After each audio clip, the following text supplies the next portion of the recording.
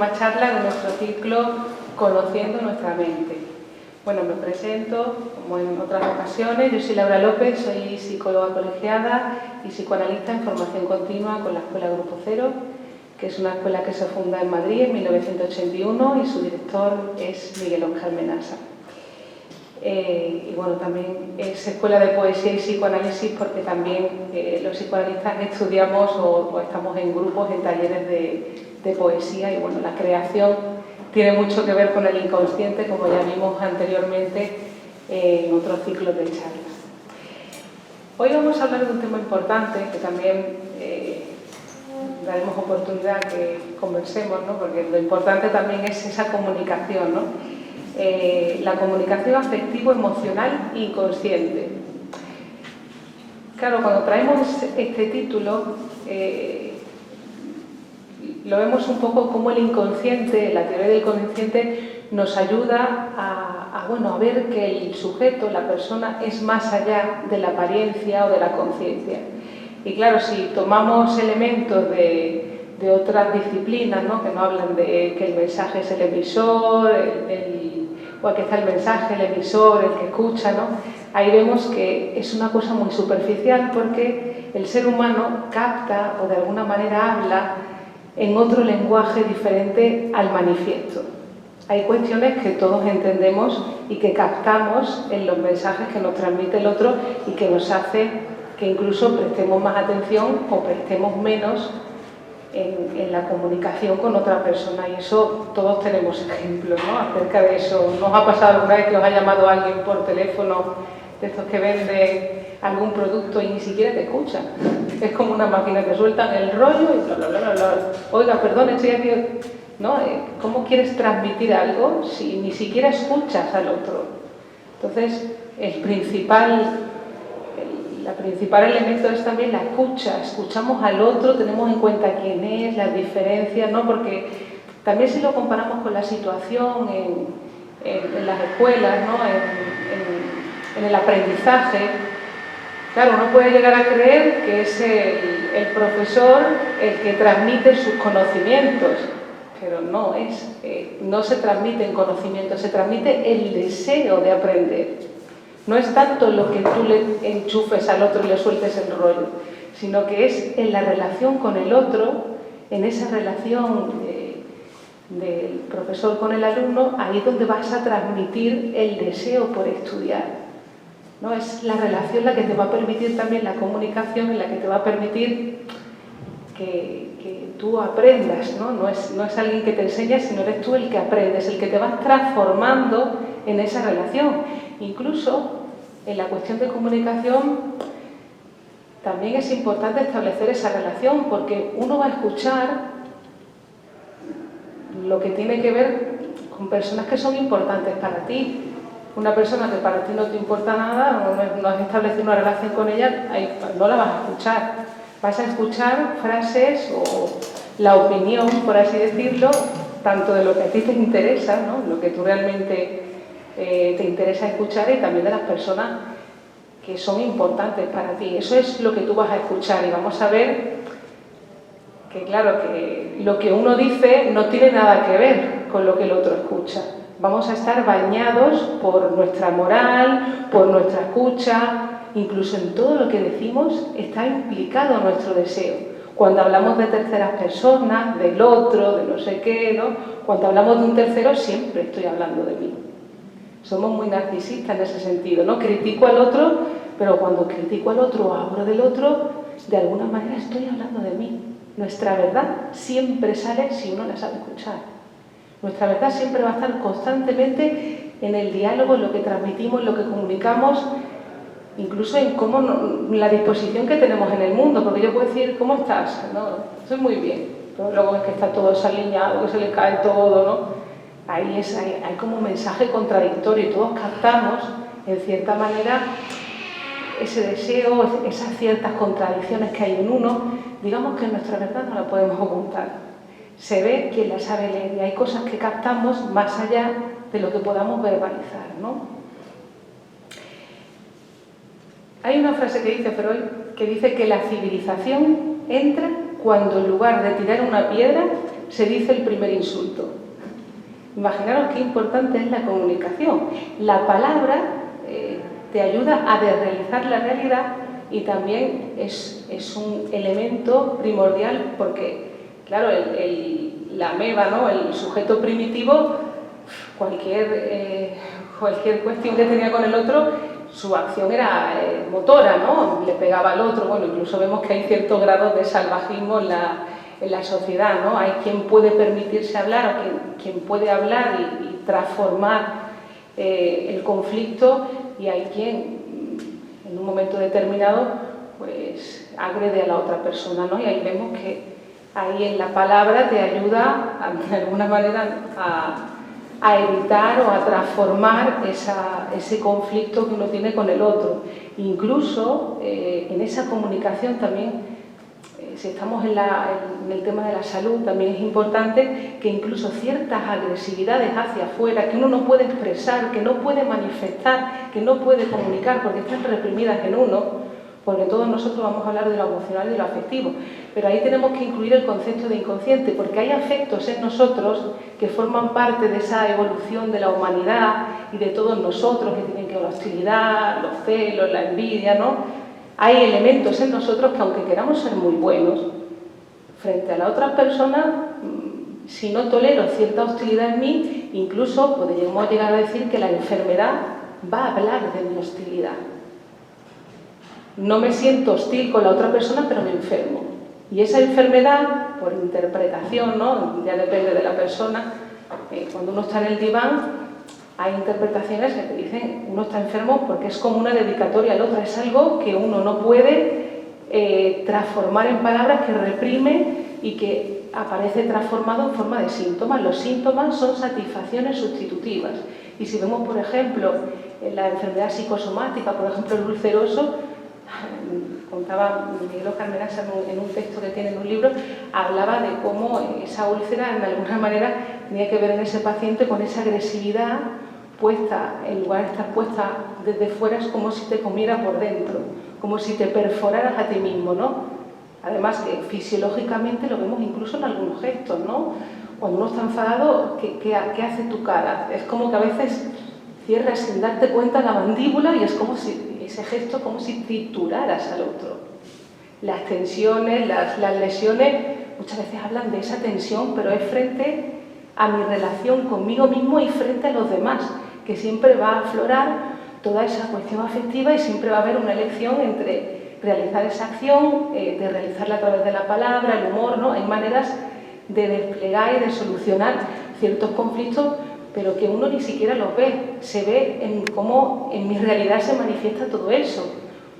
Y ya digo que muchas veces hablamos a través de la enfermedad, a través de los lapsus, de los olvidos. Eso es una manera de comunicarnos, ¿no? Y claro, hacernos cargo de eso es fuerte, ¿no? Es decir, que yo cuando me he caído y tenía una cita con alguien, tiene que ver con una parte de mí que no deseaba esa cita, es fuerte, ¿no? Es hacerte cargo de tu deseo, es dar cuenta que hay una parte de ti que a veces va en contra de ti mismo o hay algo que uno no puede verbalizar, que rechaza, hay ciertos deseos que rechazamos, que se convierten en actos fallidos, se convierten en olvidos, hablamos en los sueños, de todo ese mundo interior que desconocemos de nosotros mismos. Está diciendo, pero vaya tela, porque claro, pero también es una parte buena, ¿no? Porque también el inconsciente también, de alguna manera, también te ayuda en momentos determinados en los que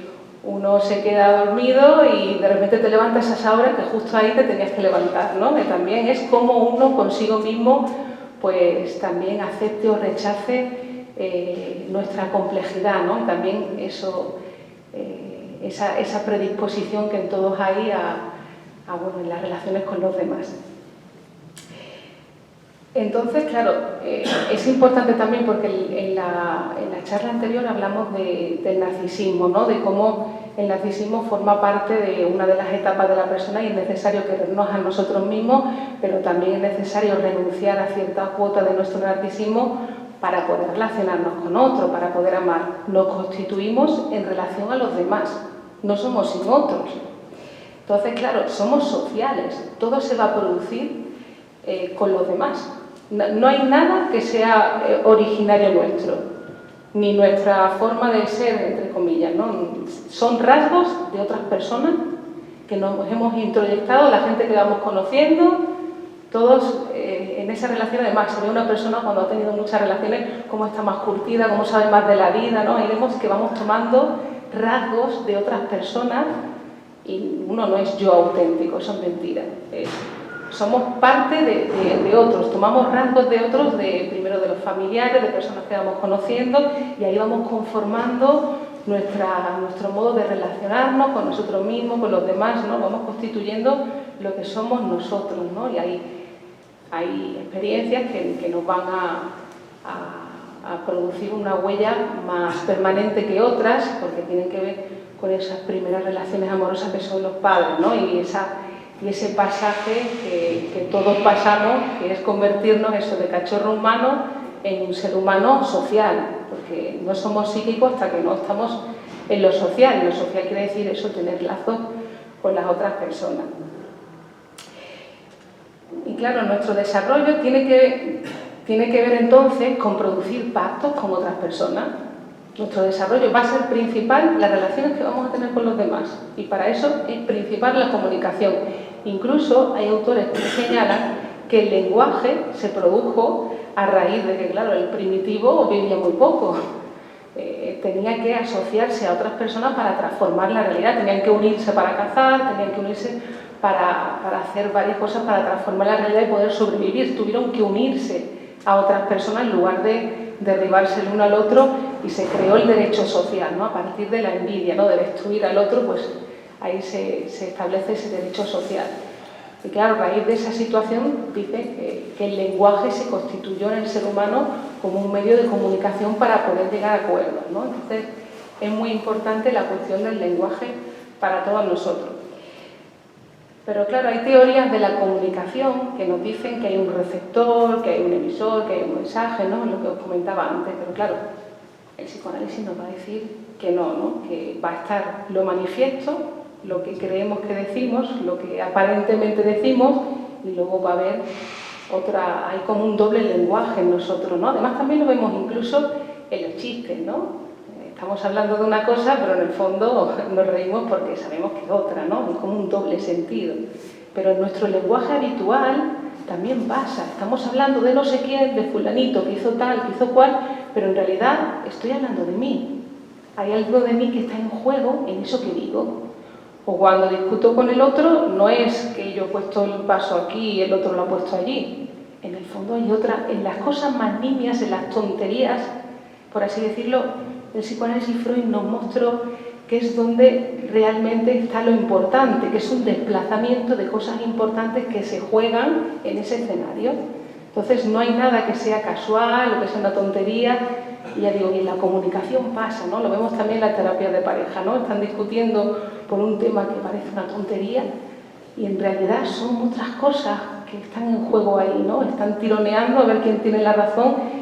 Y es como si dijeran, cada uno viene de una familia, a ver cuál es mejor de los dos, ¿no? Entonces, es como ayudarles eso, a poder conversar con el otro, que comunicarse no es ni echarse las cosas en cara, ni ver quién tiene la razón, ¿no? Pues la razón aquí tiene poco valor, ¿no? La razón en el ser humano, la verdad.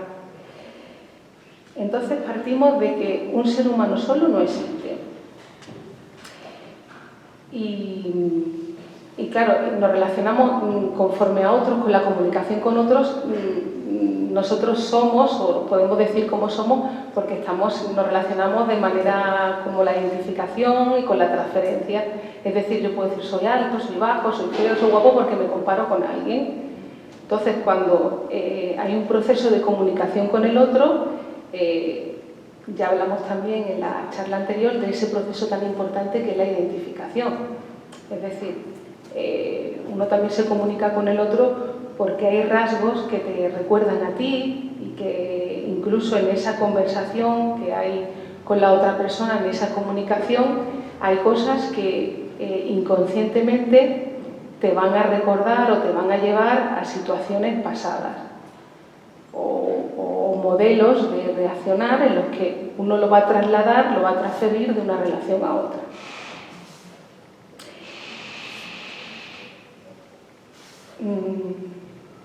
Claro, y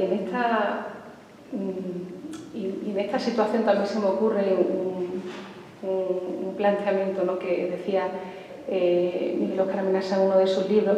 Hablaba de una situación en el diván, ¿no?, con un paciente, que este paciente estaba en un momento de su análisis, antes se podía fumar en la consulta, ¿no? Entonces le pidió un mechero a esta persona, al psicoanalista, y el psicoanalista le dijo que no. Pues a raíz de ese no, empezó a desarrollar una afectividad muy fuerte, muy hostil hacia el psicoanalista, que si tú que te crees, que eres un capitalista, que eso no sé, empezó una serie de sesiones desbordadas, una afectividad súper fuerte. Y claro, ahí en esa interpretación, en esa relación con el psicoanalista, ahí le pudo interpretar, el psicoanalista le empezó a recordar, a asociar libremente y le llevó al recuerdo de una escena en la que él estaba de pequeño con un mechero encendiendo las cortinas de su casa y el padre le dijo que no y le quitó el mechero. Entonces, ese recuerdo que tenía de esa escena infantil hablaba de que en realidad tenía que ver ese no, cada vez que le decían que no, en su vida montaba una historia, una escena, pero es porque estaba realmente muy atado a esa cuestión emocional con el no, cuando en realidad ese no lo que quería indicar es la relación edípica, ¿no? Es decir, en realidad ahí hablaba de una situación en la que ese no indicaba no puedes estar con tu mamá porque yo soy el marido de tu madre, ¿no? El no es como el no a la llama de la pasión. Entonces es como si escenificara en cada situación, es como hemos introyectado la ley en nosotros y lo vemos en las figuras de autoridad. A veces se ven estas cuestiones, ¿no? Como siempre se critica al jefe, haga lo que haga. El jefe siempre es una figura muy hostil, el profesor.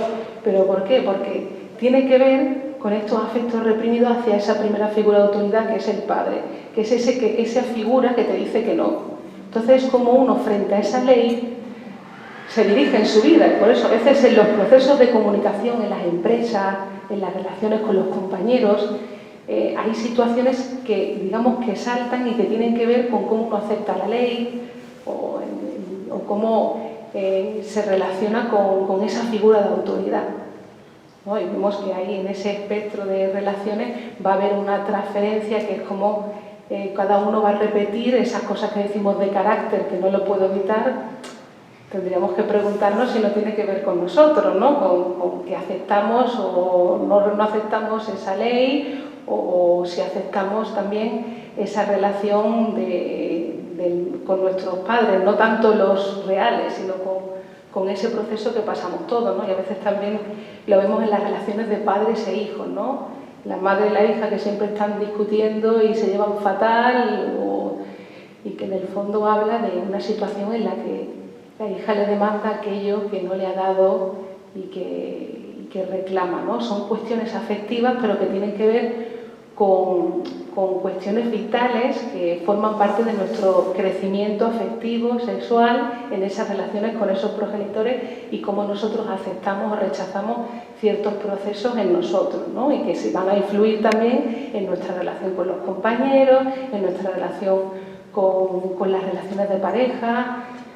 Claro, vemos también que en esa afectividad, cuando el niño nace, es el centro de su casa, ¿no? Pero luego vienen los hermanitos, los compañeros, los primos, y ahí pues tiene que renunciar a ciertas tendencias hostiles, egoístas, para que los padres sigan queriendo, ¿no? Y puedan sobrevivir. Entonces ahí vemos que en esas situaciones incluso se pueden trasladar a las relaciones afectivo-laborales, ¿no? Hay discusiones, peleas ordencillas entre los compañeros porque a veces hablan de esa competitividad, de cierta envidia, celos, ¿no? Porque la mayor problemática que hay en las relaciones con los demás son estos afectos reprimidos infantiles que se van a escenificar en nuestra vida cotidiana y que van a interceder muchísimo en la comunicación y van a sobredeterminar en muchas ocasiones pues, los equipos de trabajo, las relaciones afectivas, las relaciones con las amistades,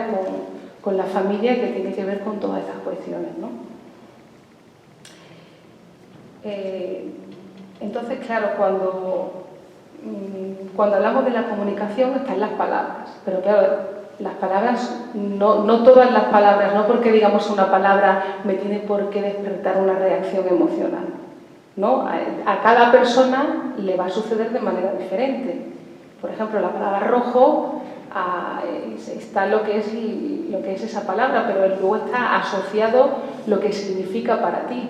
Esa palabra rojo a uno le puede venir asociado a sangre, a otro al rojo del pintalabios que llevaba no sé quién, ¿no? En cada persona va a haber una relación diferente a las diferentes palabras. Hay una polisemia y también hay una significación que en cada uno, pues hay palabras o hay frases que incluso le pueden despertar una reacción a veces desmedida, ¿no? Entonces yo me preguntaría a veces en la comunicación con los demás, en las relaciones con los demás, ¿quién se tiene que hacer cargo de las cosas? Es decir, al que le dice una frase y se ve afectado por la frase y culpa al otro de la frase que le dijo, o realmente es uno el que reacciona así, que algo le pasa con esa frase o esa palabra y que no tiene nada que ver con el otro, sino que tiene que ver conmigo mismo, con algo que se me ha despertado a mí inconscientemente y que no está relacionado con esa situación, sino que está relacionado con otra cuestión en mí que a través de esa palabra me hace saltar todo ese espectro emocional, ¿no?, que hay en mí, ¿no? Y también es interesante porque los sentimientos nos engañan, ¿no? Porque si vemos la gama de afectos que podemos tener a lo largo de nuestra vida y a lo largo de nuestro día, ¿no? Nos levantamos tristes, alegres, ¿no? Y hay momentos en los que uno no te puedes dejar guiar por esos afectos. Me levanto hoy triste, la pago con mi pareja o la pago con el compañero. Si nos dejamos llevar por los afectos, por lo que yo siento, establecemos ahí una brecha en la comunicación brutal, ¿no? Porque hacemos que eso comande nuestra vida. Y claro, y esa tristeza o esa alegría, ese sentimiento, esa hostilidad, ¿no?, que a veces se manifiesta de otra manera, muchas veces gobiernan las pasiones, dicen que gobiernan a veces toda inteligencia, porque realmente es un estallido, ¿no? Si uno se deja llevar por esas pasiones, por ese sentimiento, por esas emociones del momento, podemos estropear tanto las relaciones, tanto como un proyecto social, como un proyecto laboral, y la mayoría de los problemas que hay en las relaciones, tanto laborales como humanas, tienen que ver con esa cuestión. Es como un infantilismo, ¿no? Es como el niño que hace, el niño cuando está preso de que no puede hablar ciertas cosas, es como se deja llevar por un arrebato y es capaz de pegarle al otro, ¿no? Y no poder transformarlo en palabras y poder producir una reacción diferente, sino que es un estallido. Pero claro, a veces el adulto también reacciona, en el inconsciente no hay tiempo, ¿no? Como si fuera un niño de 5 años, una pataleta con el otro, ¿no? Por eso digo que hay situaciones que hablan más de esa reacción infantil ante situaciones que tienen que ver con si uno se ha puesto celoso porque ha venido otra persona de fuera, por ejemplo, con el compañero a tomar un café y bueno, hay reacciones que hablan de nuestros propios deseos, que están transformados de otra manera, ¿no? Es decir, esos celos pueden estar hablando de deseos en mí, de que yo también me quiero ir a tomar ese café con esa persona, ¿no? Que es también en base a qué ideología dirige nuestra vida, ¿no? Pues claro, también en la comunicación, cuando yo digo una cosa, hay tantos malentendidos porque, claro, la otra persona puede malentender eso que yo digo porque va a entender otra cosa diferente. No es lo que yo digo, es lo que el otro escucha. Entonces ahí va a haber un malentendido. Por eso muchas veces hay esa disputa y esos conflictos, ¿no? Porque el otro va a escuchar siempre algo diferente a lo que yo digo. Por eso incluso en los juicios no dan tanta veracidad a los testigos. ¿Y por qué los interrogan por separado? Es que cada uno va a ver una cosa diferente. Cada uno ve una cosa distinta. Porque nuestra mirada está bañada por nuestra moral, por nuestros prejuicios, por nuestra ideología. Hay un montón de experimentos sociales, ¿no?, que hablan del que tiene arma blanca, que está en un autobús, que si uno es blanco, otro es de color, quién tiene el arma, ¿no? Y al final vemos cómo cada uno deforma la realidad según cómo piensa, según sus prejuicios, según su ideología. Entonces estamos falseados constantemente. Claro, Y ahí en la comunicación nos podríamos preguntar, ¿escuchamos al otro? ¿O hablamos siempre de nosotros mismos y tendemos también a querer opinar, ¿no? A decirle al otro, simplemente a veces nos hablan y queremos opinar, queremos decirle al otro lo que pensamos. Está uno hablando y dice, y pues yo, pues mira a mí lo que me pasa, ¿no? Ahí vemos que también se ve, ¿no? ¿Realmente te escucha o está uno intentando eso que el otro dice transformarlo en algo que tiene que ver conmigo, ¿no? Entonces, por eso digo que el proceso de la escucha a veces no es fácil en ese sentido, ¿no? También para llevarse bien, ¿no? A veces uno le dice al otro, es que no me entiendes. Claro, pero tenemos que preguntar, ¿me tiene que entender o me tiene que amar? Porque entender tiene que ver con transformarlo a lo que uno conoce, ¿no? Y claro, es una persona totalmente diferente a ti, ¿no? Y también lo vemos en el concepto de hombre o mujer, ¿no? La mujer se le llamaba loca antes del psicoanálisis porque estaba comparada con la estructura mental del hombre, ¿no? Entonces a la mujer se le ha tachado de loca, el continente oscuro, ¿no? Porque era otra realidad, otra complejidad. Entonces ahí en esa situación no puedes comparar un número racional con un irracional, con el natural, son diferentes, simplemente es diferente. Entonces a veces querer entender al otro es querer someterlo a mi forma de pensar. Claro, realmente me dejo llevar por las palabras, por lo que las palabras dicen, o quiero que el otro piense igual que yo. Y ahí si no piensa igual que yo es que no nos entendemos. Es que a veces es ese choque, es querer que el otro piense igual que yo, convencerlo de mis ideas. Y claro, eso no es hablar, eso es intentar imponer mi narcisismo de nuevo, ¿no? Que el otro piense como yo. Llegar a un acuerdo es aceptar que cada uno es diferente, pero a pesar de todo, si queremos hacer un proyecto que nos conviene en nuestra vida, ¿no? Y hablar, pues eso, no es reprochar al otro ni querer imponerle mi forma de pensar, porque cuando dos personas piensan lo mismo, ahí hay que sospechar. Igual uno está sometido al otro, ¿no? Porque es imposible que una persona piense exactamente igual. Y a veces uno empieza renunciando a las palabras y al final termina renunciando a los hechos, ¿no? Por eso es importante la palabra, ¿no? Que hablemos. Y claro, la comunicación en la relación de pareja es interesante, ¿no? Porque a veces comunicar se le llama a hacer un interrogatorio, ¿no? ¿Dónde vas? ¿Con quién vas? ¿Dónde has estado? ¿No? Como si eso fuera comunicación. Eso parece, uno se convierte ahí en un investigador privado del otro, ¿no? No se permite que tenga una vida privada, ¿no? Aquí nos reímos porque es verdad, lo vemos habitualmente, ¿no? Que además estamos incluso en esa moral, ¿no? Que se transmite a través de las relaciones, ¿no? Ideológicamente, ¿no? Que a veces esa moral nos enferma, ¿no? En ese sentido. ¿En qué sentido? Claro, porque la educación nos va a servir para domeñar ciertas pulsiones, ciertos instintos que hay en nosotros, para civilizarnos, ¿no? Hay un cierto grado de moral que es importante para nuestra vida, pero claro, hay muchas veces que la moral, que es una manera muchas veces de entender o de transmitirnos lo que está bien, lo que está mal, lo que debe ser, lo que no debe ser, a veces nos llega a enfermar, porque hay maneras de ver las relaciones, la realidad, que no se corresponden a la realidad del ser humano, ¿no? La realidad de cada persona.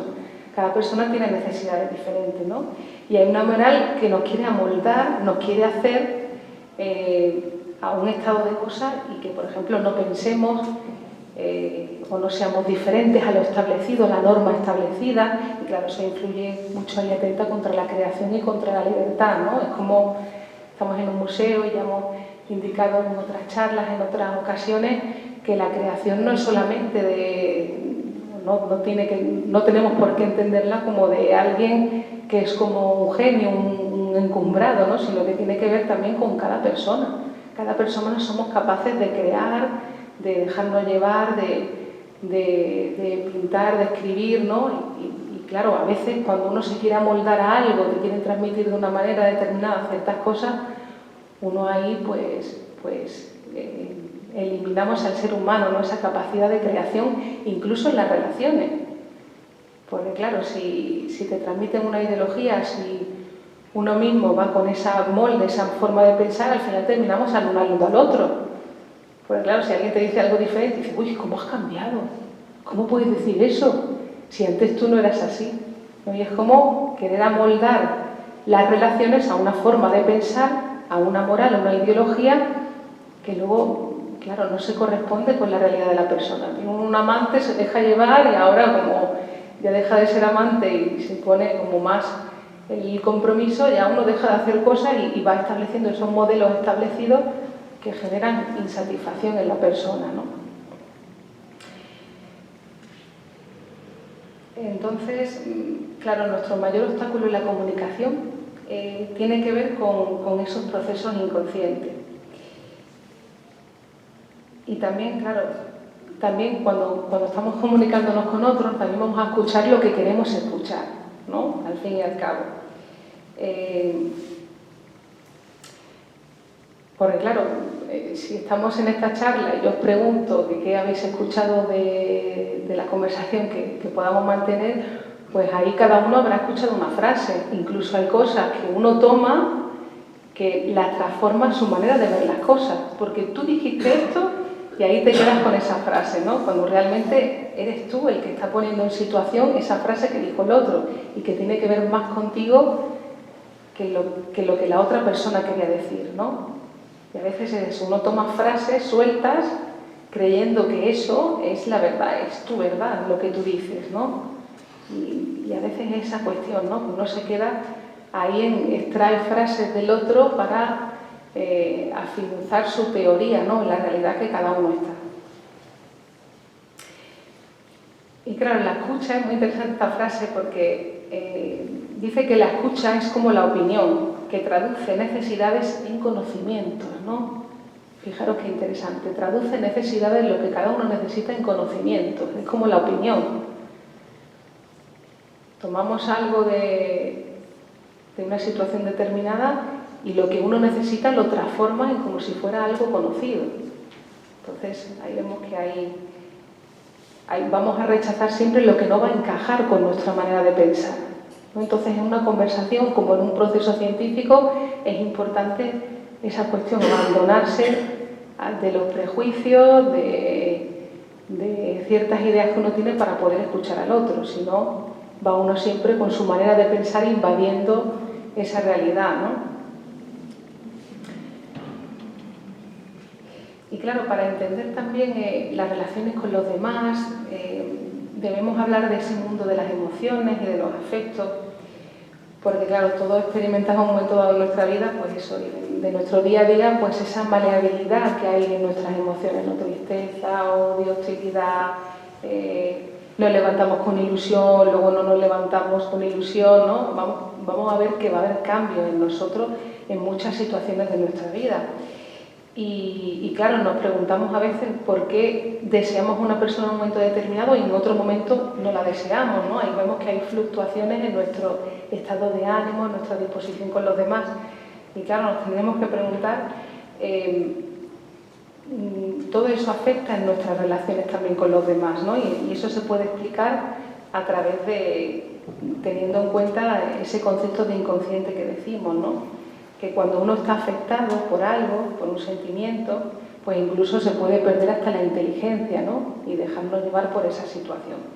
Entonces, esos sentimientos, esos afectos habría que analizarlo, ¿no? Porque a veces el miedo que uno puede tener a algo corresponde a otra cosa disfrazada, ¿no? Y ahí, por ejemplo, se me ocurre también el caso de una persona, ¿no? que acudió a consulta diciendo que cada vez que salía a la calle creía que sentía mucho miedo cuando se le acercaba a un hombre, ¿no? Era como creía que esa persona le iba a hacer daño. Entonces, claro, tenía un sentimiento de pavor, de miedo. Y ahí en su análisis incluso llegaba a su casa, cerraba las puertas, ¿no? Y era terror ante esa situación de encontrarse con otra persona. Claro, en realidad en el análisis fue elaborando y se le fueron haciendo una serie de interpretaciones, cuando en realidad lo que ese fantasma, que el fantasma es como una frase que sostiene una conducta, una exteriorización de lo que a la persona le pasa, en realidad lo que en esa persona se hallaba transformado era un deseo hacia una situación erótica, amorosa, que se transformaba en miedo, ¿no? Que a veces eso que hablamos de odio, miedo, hostilidad, habla de otra cuestión transformada en nosotros, reprimida y dispuesta de otra manera que no nos damos ni cuenta, ni nos vemos esos efectos que aparecen en nuestra realidad. Por eso decimos que esos sentimientos, esas emociones, esos afectos hablan de otras cosas, ¿no? De incluso cómo puede haber transformaciones en nosotros ante las relaciones con los demás y que tienen que ver con otras cosas, ¿no? Porque si no, serían cosas fáciles de solucionar, ¿no? Uno, frente a otras personas, a veces hay una censura en nosotros. En lugar de conversar o expresar esa hostilidad, a veces enfermamos. Justo el día que toca la presentación de algo, uno se pone enfermo. Ahí, a través de esos actos, hablamos a veces de sentimientos reprimidos hacia el otro que no los podemos comunicar, ¿no? O que no los toleramos de nosotros mismos, ¿no? Por eso también en la comunicación es importante la relación que tenemos con nosotros mismos.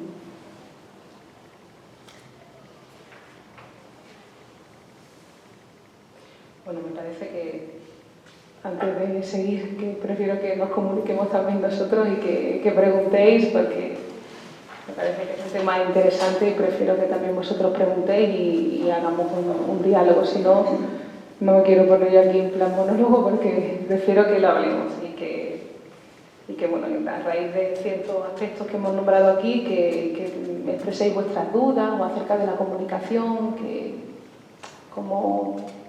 si tenéis alguna duda o algo que queráis expresar y que tenga que ver con eso, con la comunicación, la afectividad, lo emocional. Hola, buenas tardes. Sí, buenas tardes.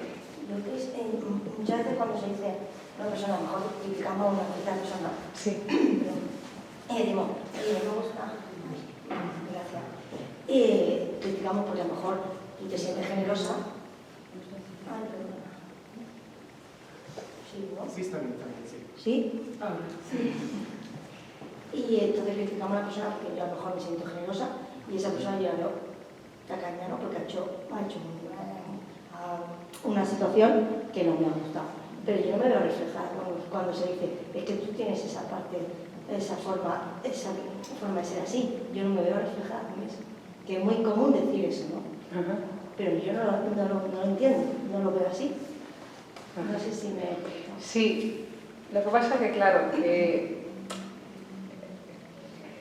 la tacañería forma parte del ser humano también, ¿no? Entonces, hay aspectos de nosotros que son muy rechazados y que es más fácil ver la viga en el ojo ajeno que la paja en el ojo propio, ¿no?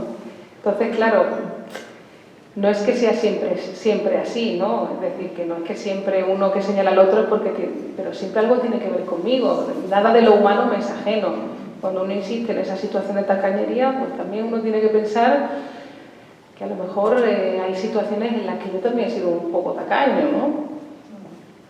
Eso que critico del otro también ha podido formar parte de mí en un momento de mi vida o hablar de una situación cercana a mí en la que me está tocando de manera cercana, ¿no? Yo hablo de la guerra de Ucrania, de no sé qué, y en realidad igual estoy hablando de una guerra que hay en mi pequeño círculo de 2 o 3 personas o en mi ambiente, ¿no? Que a veces hablamos de cosas lejanas porque hay cosas cercanas que nos cuestan hablar o que están desplazadas y que uno habla con mucha afectividad de ciertas cosas que parece que son ajenas a nosotros, pero en realidad estamos hablando de una situación que nos toca en primera persona, ¿no? Que hay algo cercano a nosotros que estamos hablando a través de eso.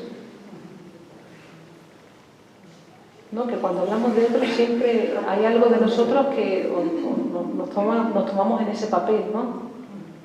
Y que claro, todo lo humano nos va a tocar porque son cosas que nos pasan a todos.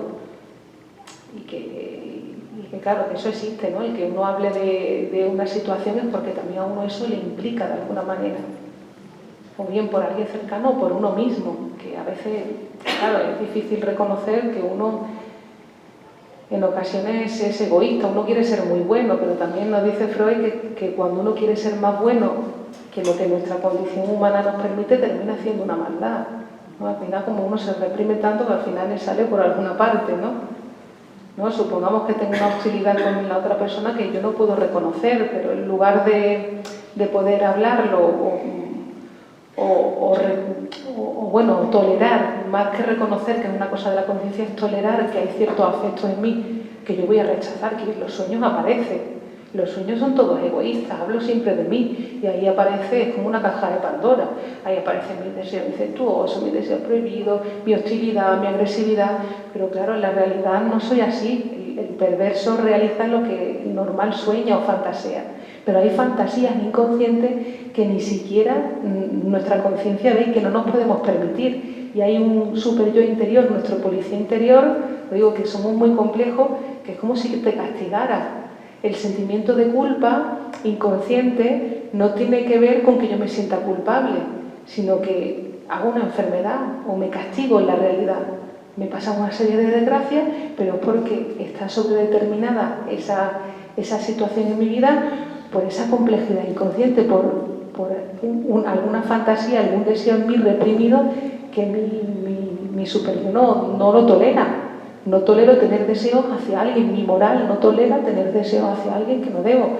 Y todos lo vemos en circunstancias de nuestra vida. Hay personas que le pasan ciertas cosas y están tan tranquilos, o piensan o hablan de ciertas cosas y están tan normales, pero a otras personas le pasan las mismas cosas y reaccionan de diferente manera, ¿no? Es como cada uno tenga esa conflictividad consigo mismo, con su moral, con sus deseos. Y hay cosas de nosotros que cuando las rechazamos fuertemente, que es un mecanismo inconsciente, que no lo vemos, no nos damos cuenta, sino lo damos cuenta por la realidad que pasa en nosotros. Puede transformarse en una enfermedad, que son síntomas de cosas que no podemos gestionar y aparece un síntoma, por ejemplo. O un sentimiento de culpa inconsciente que nos lleva a castigarnos, a no poder prosperar en nuestra realidad, a tener matrimonios desgraciados, a que nos pasen cosas constantemente. Y eso es como si el timón de tu vida lo llevara ese sentimiento de culpa inconsciente que uno ni siquiera ve, se transforma en el psicoanálisis de cada uno, porque tenemos que saber que nuestra vida está guiada, sobredeterminada por esa complejidad inconsciente. Si no, las cosas serían más sencillas, te dicen un consejo, una frase, y uno cambia las cosas, pero hay otra complejidad en nosotros y una realidad que nos lleva de un lugar a otro porque estamos sobredeterminados por toda esa complejidad, ¿no? Y por ejemplo, en la cuestión del maltrato, de las situaciones con las relaciones con los demás, uno tiene que pensar que tal vez hay una tendencia en mí a repetir esas situaciones, hay alguna tendencia en mí que se satisface en esas situaciones, hay algo que se repite en mí y que, aunque me choque, ¿no? El otro día vi una entrevista también que me parece interesante de un personaje público, ¿no? Que el otro tenía una inteligencia, ¿no? Había estado en psicoanálisis y el otro casi como que le indicaba, ¿no? Le decía, es que a mí me pasa esto con esta situación, ¿no? Y los periodistas y tal y cual. Y el otro decía, bueno, pero tú tienes que pensar, tal vez tú entras en ese juego. Es que no me gusta, es que no me gusta. Y dice, bueno, no te gusta, pero algo tiene que ver contigo, tú entras en ese juego. Hay una tendencia en ti que hace que tú estés en esa situación. Y a veces uno se defiende en ese razonamiento, en esas razones, uno se defiende de ese otro que desconoce, de que una parte de ti que se satisface en eso que rechazas. Entonces, claro, en esta cuestión de la comunicación también tiene que ver con eso, ¿no? Que a veces uno rechaza ciertas cosas que me pasan en la comunicación con el otro, pero en realidad hablan de mí, ¿no? De esa dificultad de poder establecer un diálogo, establecer un proyecto con la otra persona, ¿no? Que a veces no es fácil, ¿no? Comunicarse con los otros es fácil y difícil, ¿no? Puede ser las dos maneras, ¿no? Y también la posición que uno tenga, ¿no? No sé si hay un refrán que se dice por ahí, dice, sí. El que nace para martillo, del cielo le caen los clavos, ¿no? ¿Cómo lo voy a repetir? El que nace para martillo, del cielo le caen los clavos. Que siempre cuando hay alguien conflictivo parece un pararrayos que le vienen todas las descargas, nos atrae Claro, todo, ¿no? claro. Y entonces, claro, si ella está convencido de que, no sé, que alguien que le gusta litigar mucho, ¿no? Le gusta pelear, le gusta llevarse una razón, pues siempre va a estar metido en algún berenjenal o algún encuentro de ese tipo, aunque le eche la culpa a los demás, que le buscan, o que el destino le da cosas, pero hay uno que lo está... Claro, por eso tendríamos que pensar que si esa situación se repite en uno, pues algo tiene que ver con la persona, ¿no? Muy interesante ese refrán, ¿no? Porque, claro, en cierta manera la sabiduría popular también nos habla de eso, ¿no? De que hay situaciones que uno, si uno está ahí, aunque no quiera, pero no es cuestión de querer o que te guste, ¿no? Sino que si uno está de pleno, algo tiene que ver con mi deseo, aunque yo lo rechazo, ¿no? Hola. He venido a esta conferencia casualmente. Esta mañana estoy aquí de paso y esta mañana entré a ver una exposición y me informé de que había esta tarde y bueno, entonces no sé los antecedentes, dice que ya ha habido otras conferencias. No sé exactamente los antecedentes de las otras conferencias o los contenidos, las líneas, ¿no?, de pensamiento, pero me ha sorprendido el que hace referencia, ha hecho varias veces referencia a Freud. Y yo tenía entendido que por algunos bastantes psicólogos que como que el pensamiento de Freud estaba muy superado ya. Que va, al contrario. Entonces me ha sorprendido que estés hablando de la teoría de los sueños, del complejo de Edipo, en fin, de las tensiones o pulsiones sexuales, nuestro comportamiento. La verdad que me ha sorprendido. Entonces, muy bien. No está, o es sencillamente que hay otras tendencias. No sé, ¿en qué postura estás tú con respecto a Freud y a otras tendencias, ¿no?, de psiquiatría o psicología? Bueno, yo soy psicoanalista, yo le puedo hablar de la teoría del inconsciente. Vale, claro, que eres psicoanalista. Claro. Claro, estabas hablando del psicoanálisis, del diván, y entonces estaba un poco sorprendida porque yo las últimas cosas que en psicología había escuchado eran, ahora mismo se me viene por ejemplo la Gestalt, no soy ninguna experta por supuesto, ni mucho menos, pero no sé, tenía esa idea porque he oído comentarios y he leído artículos como pues eso, denostando un poco ya, como diciendo Freud está muy superado. Bueno, es muy interesante su aportación, porque ahí vamos a tomarla de ejemplo también en la comunicación, ¿no? Uno a veces, cuando conoce a otra persona o va a lugares, va con ideas previas, va a llenar su cabeza de ideas previas de cómo es el otro, lo que se va a encontrar. Y claro, uno se queda sorprendido cuando se deja escuchar, cuando se deja hablar, cuando eso que uno traía contradice con su forma de pensar, y lo que el otro dice contradice su forma de pensar. Ahí es cuando uno empieza a abrirse y empieza a ver que hay otras cosas que uno pensaba y que son diferentes a lo que uno traía, ¿no? Pero en las relaciones con los otros pasa igual, ¿no? A veces uno tiene tantas ideas acerca de lo que es el otro o cómo va a ser esa conversación que se pierde la novedad. Y claro, el psicoanálisis es una ciencia la más moderna que hay. ¿Por qué? Porque te va a hablar de esa complejidad que hay en ti. Es decir, el inconsciente habla de cómo nos comunicamos con el otro, por qué te atraen o rechazas a otras personas, cómo es el proceso de comunicación en el otro, lo afectivo, cómo a veces a través de los lapsus, los olvidos, hablamos de ciertas manifestaciones en nosotros que aceptamos o rechazamos. Es la ciencia psíquica más moderna. Se digo, pues yo también estudié psicología, la parte cognitivo-conductual, y luego había cosas que no... Eso es más de la conducta y del comportamiento, pero el psicoanálisis te va a mostrar toda esa complejidad del ser humano que desconocemos de nosotros, pero que todos vemos en la relación con los demás.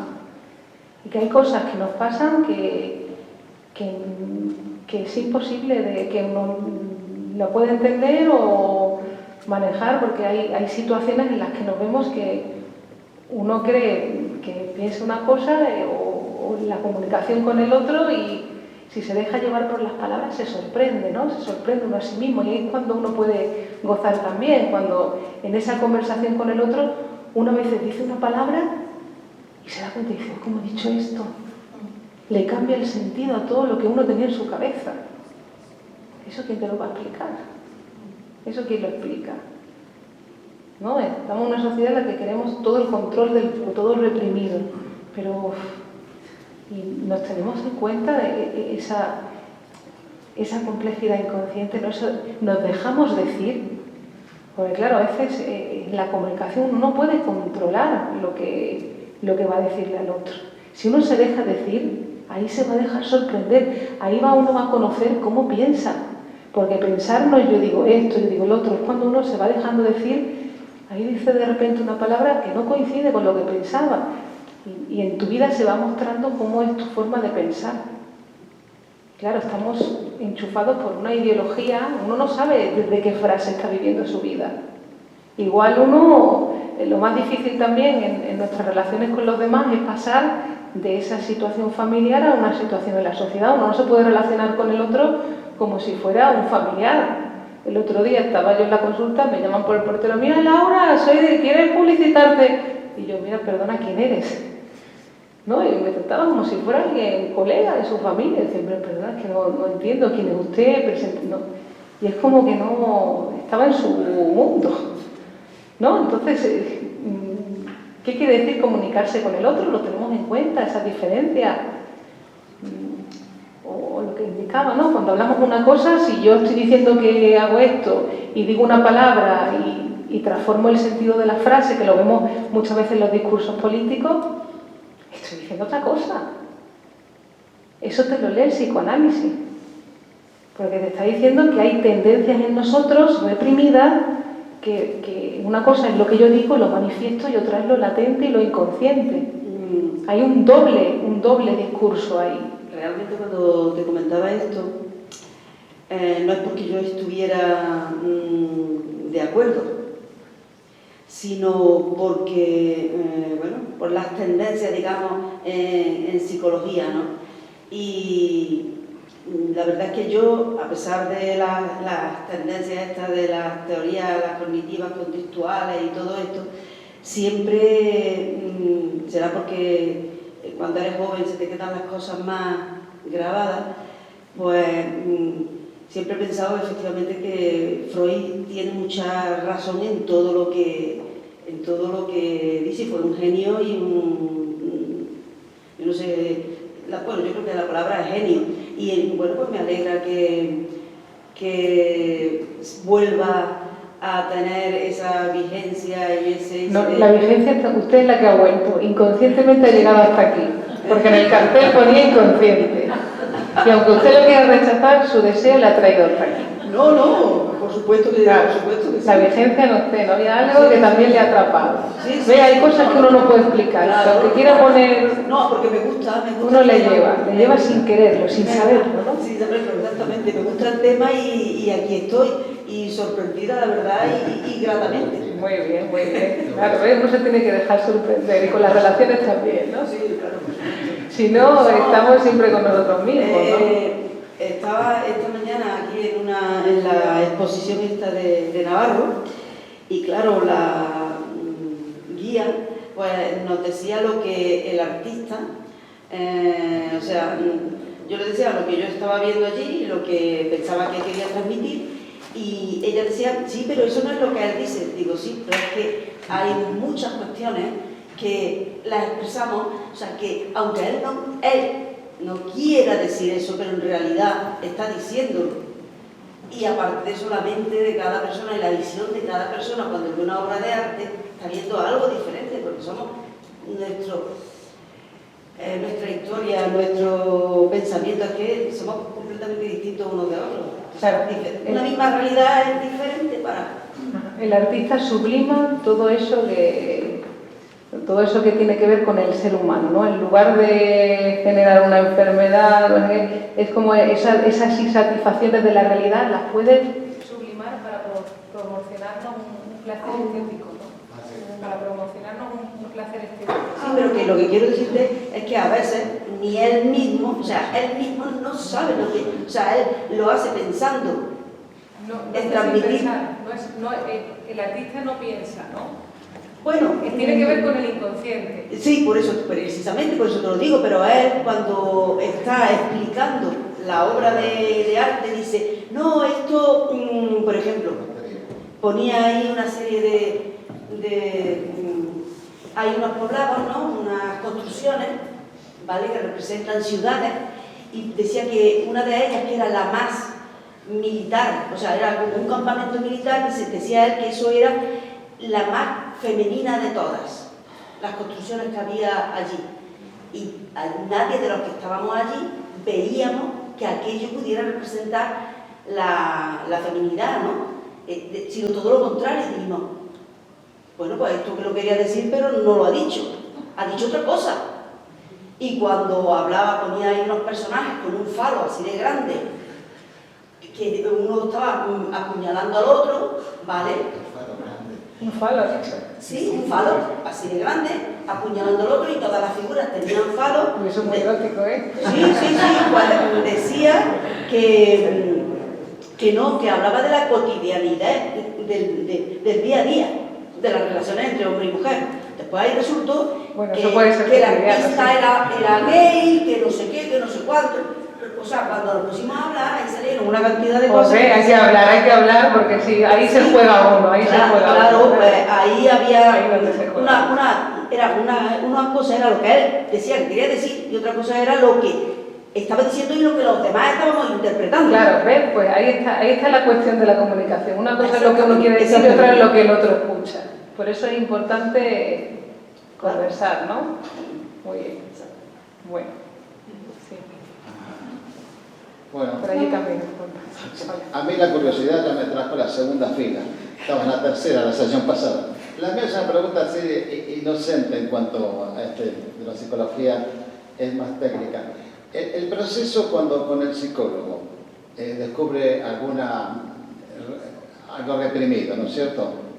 En el momento que se descubre mediante el psicoanálisis, ¿eso cambia en el cerebro, en la estructura del cerebro? ¿Cambia algo la persona? O sea, claro. es algo que se tiene que dosificar de alguna forma. El psicoanalista va a interpretar la realidad psíquica de esa persona. Se van a producir interpretaciones que no es una y te va a cambiar todo, sino que claro. En esa historia, en esas interpretaciones se va a construir esa historia del sujeto. Es una construcción e interpretación. Claro. Y claro, se va a producir una transformación en la persona. Eso sería lo positivo, porque claro. Supongo que variaría muchísimo de cada persona, de caso a caso, ¿no? Yo tenía un amigo cuando era adolescente que tenía que llamar al psicólogo en Buenos Aires por teléfono cada cosa que iba a hacer, cada movimiento que iba a hacer. Eso ya no sería tan práctico, pero se supone que en el momento que se descubre se transforma.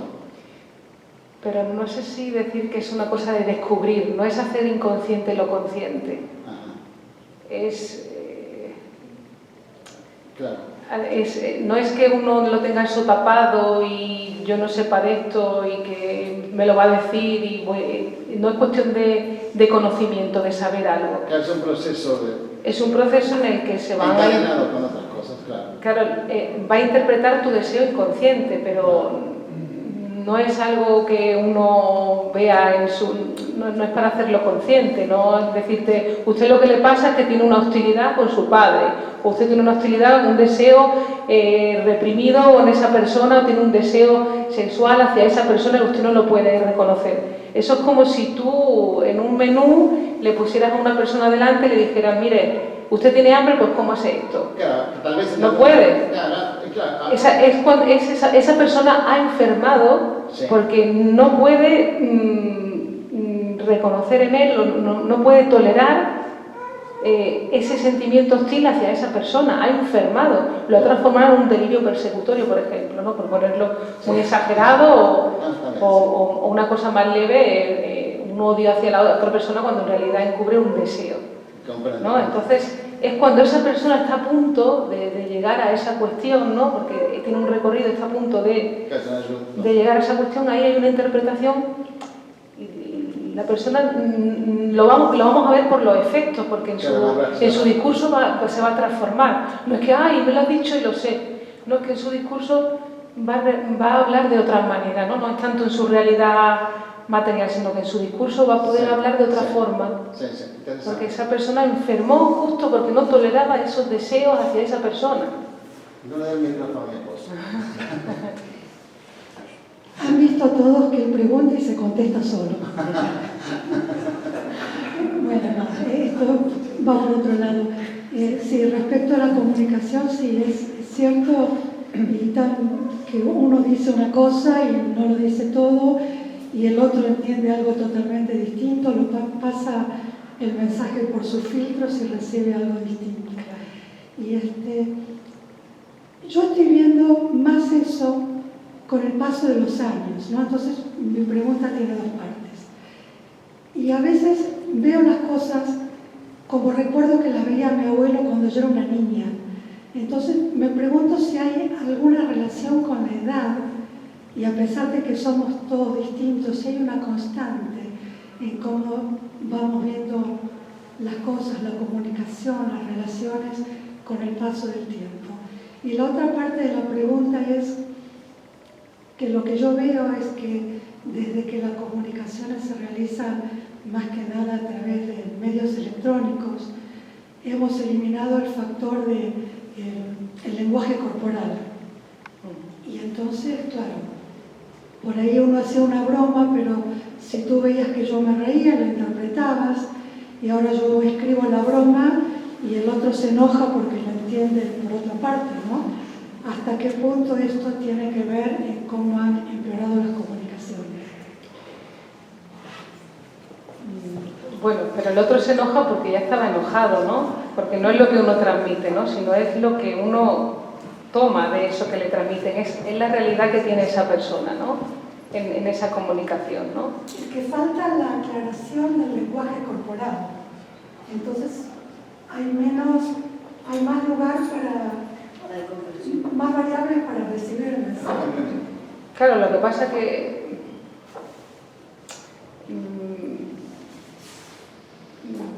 no sé si decirlo así, que importa tanto lo corporal. Es cierto que a través de los gestos, pero a veces podemos caer en todo lo contrario, en querer interpretar los gestos y interpretar lo que al otro le pasa según lo que ve. Nos quedamos solamente en la mirada.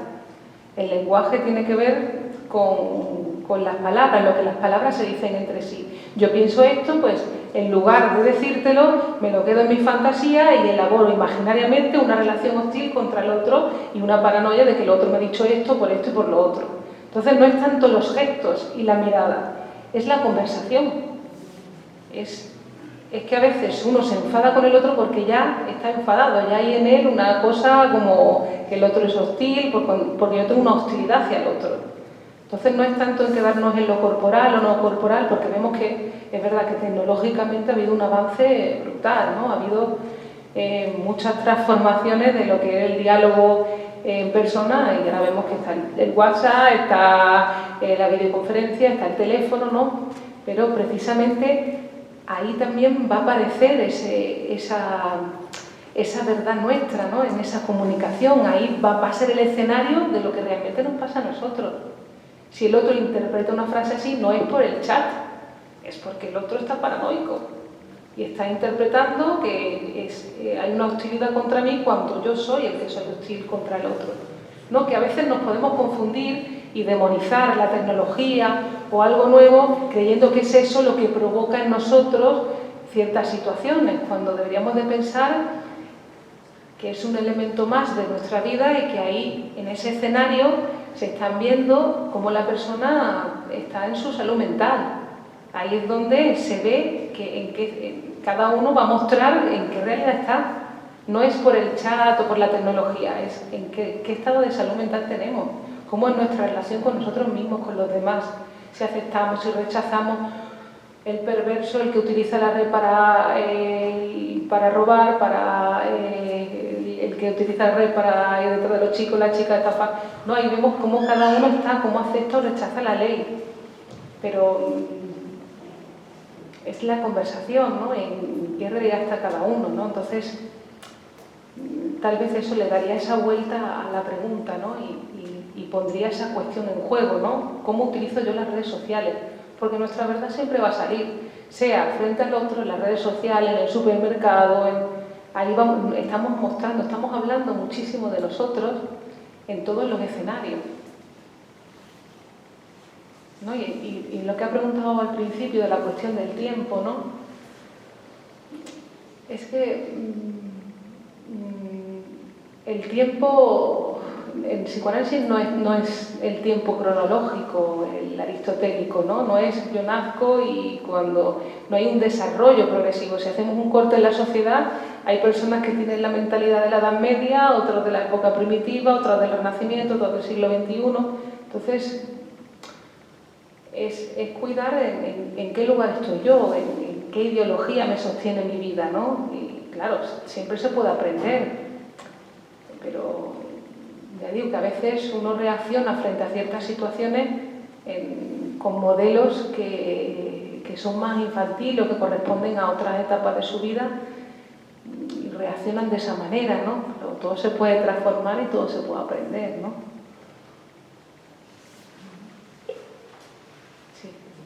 Hola. Hola. ¿Puedo intentar hablar sin el micro y si me escucháis bien y si no, pues cojo el micro? También estas cosas me dan un poco de... El micro. A ver, yo iba a decir una cosa, pero me acaba de llamar la atención lo que ha dicho del WhatsApp porque me ha conectado con algo que me ha pasado hace poco que te lo iba a contar en privado, pero ya se me va a olvidar, pero ya lo cuento.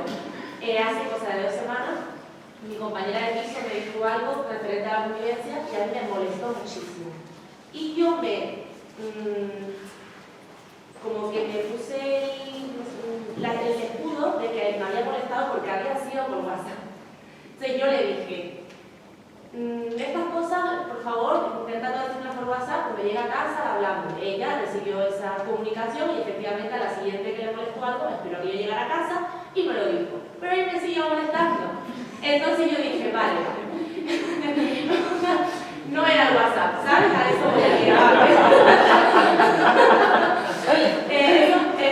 Me acabo de acordar por eso.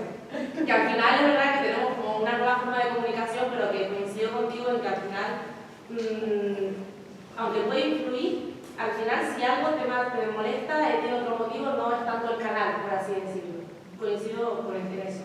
Y luego lo que te iba a preguntar, nosotros estamos haciendo educación social. Estamos dedicándonos a las formas prácticas y estamos constantemente viendo todo lo que has dicho de lo cognitivo-conductual, sobre todo en temas de menores.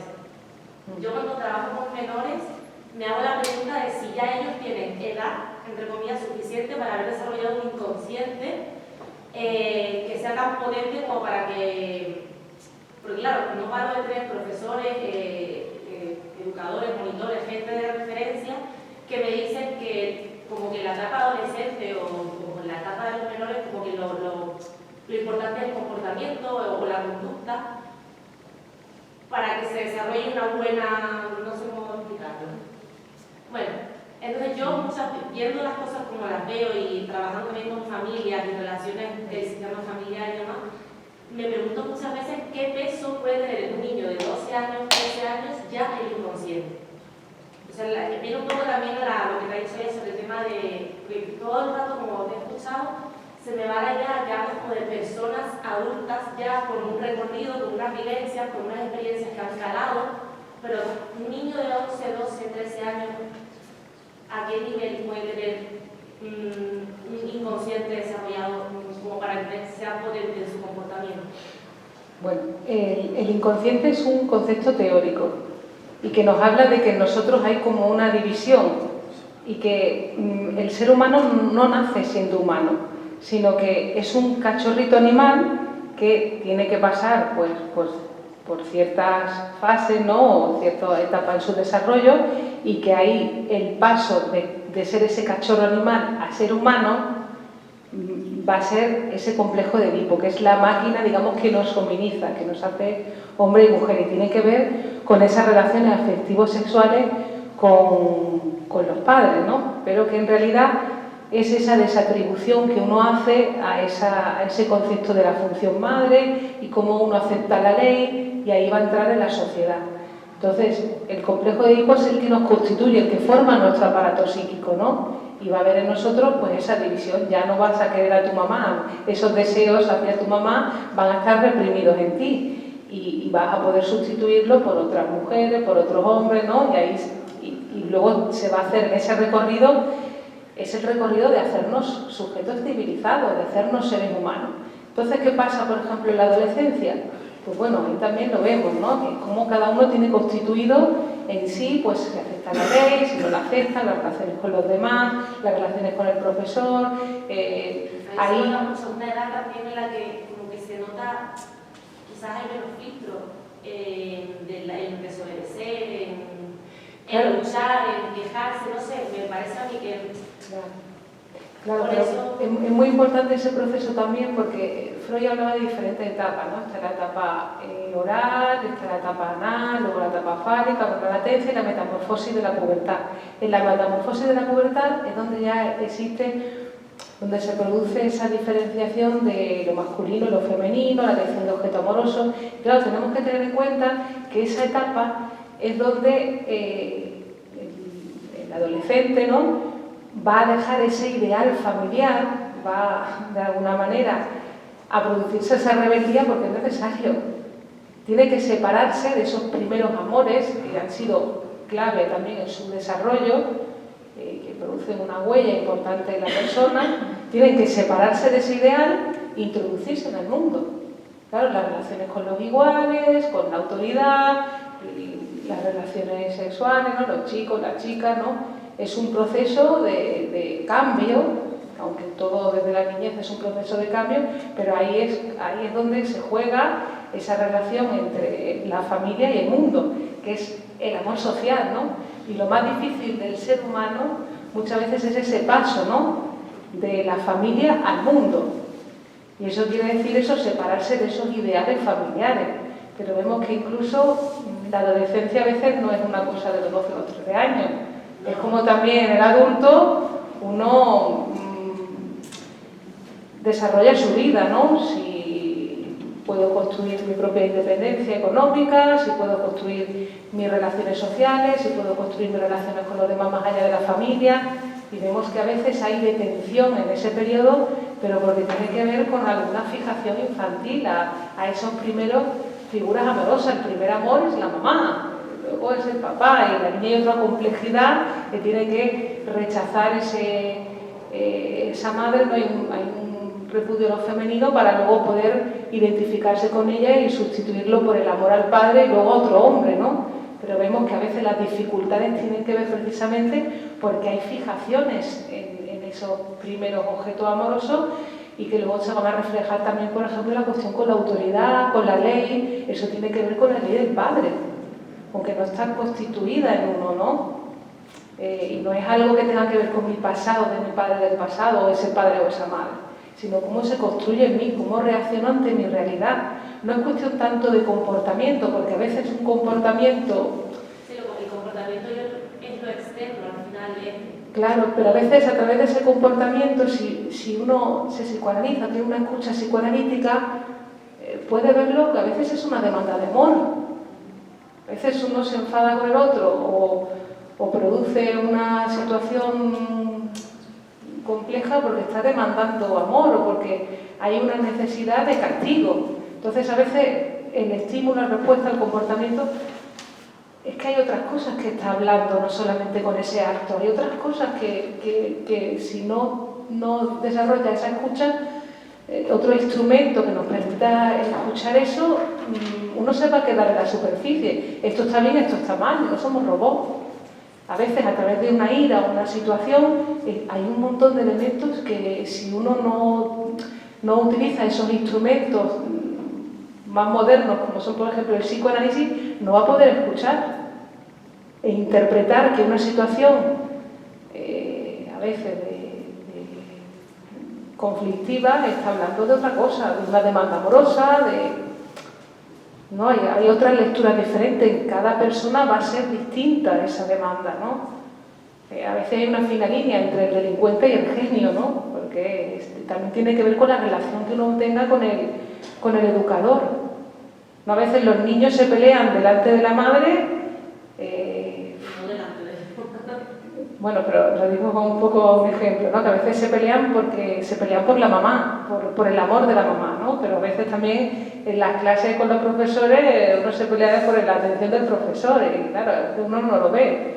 Le castigas, pero ese castigo no sirve, porque es a ver qué le pasa al otro, qué realidad está, ¿no? Que es complejo, no somos robots, no somos esta conducta es esto y le aplico esto, es protocolo, esto lo... Es que es otra complejidad que escuchar, hay que hablar, ¿no? Porque en las relaciones con los demás se van a exponer muchas cuestiones que tienen que ver con los celos, con la envidia, con el otro. El otro es un puesto de autoridad, un profesor también es como la transferencia de esa relación con el padre, con la madre, ¿no? Que se va a expresar ahí, con la ley, ¿no? Cómo uno acepta el no, con los compañeros, ¿no?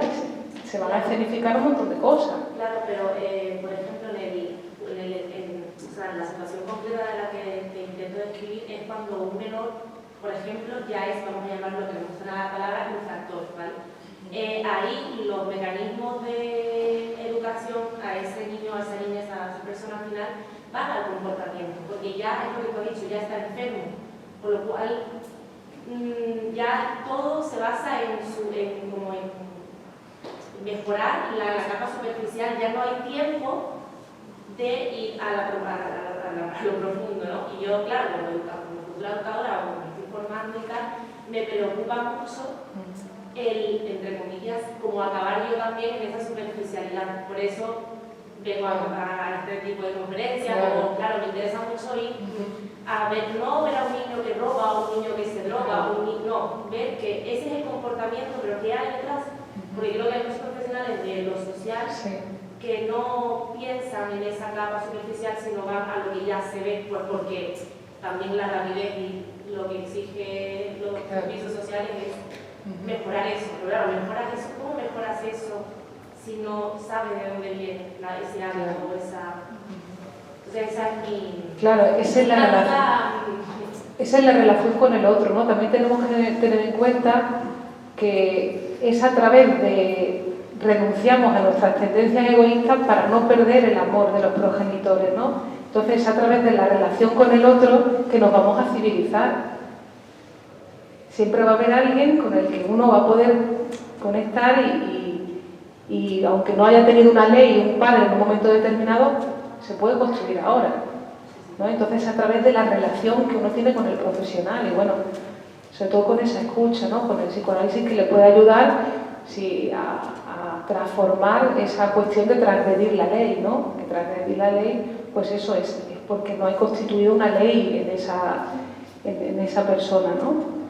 Que no es nada de la adolescencia, que también puede ser del adulto, ¿no? Que es como saltarse esa ley, ¿no? Entonces se puede construir, ¿no? Que se puede construir, pero claro, tiene que ser en un marco adecuado, ¿no? No es solamente quedarnos en la conducta, porque el castigo sin palabras, sin saber lo que pasa en esa persona, pues digamos que no sirve, ¿no? Porque a veces hay delincuentes por sentimiento de culpa, es decir, que van buscando un castigo. Además, lo tenéis que ver, ¿no? En las situaciones de clase, ¿no? Que a veces es como que otra vez, lo vuelve a hacer otra vez, como si buscara el castigo constante, porque tal vez hay un sentimiento de culpa ahí que se satisface en ese castigo, ¿no? Entonces también es poder hablar y establecer esa relación y no poner etiquetar a todo el mundo igual, porque cada situación es diferente y va a estar en la escucha del profesional que le va a poder ayudar a transformar esa situación.